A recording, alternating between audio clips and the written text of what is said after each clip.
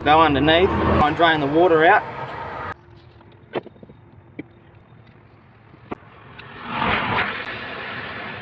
Look at that sediment.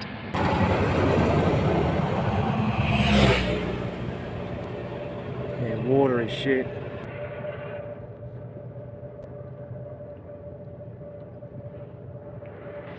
Put it back in.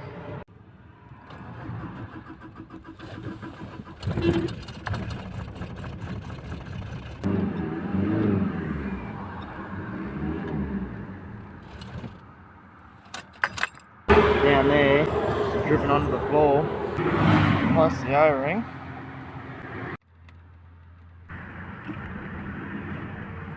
So I'm just taking the mini fuel filter out of there. A bit of gunk in it. It's a lot better.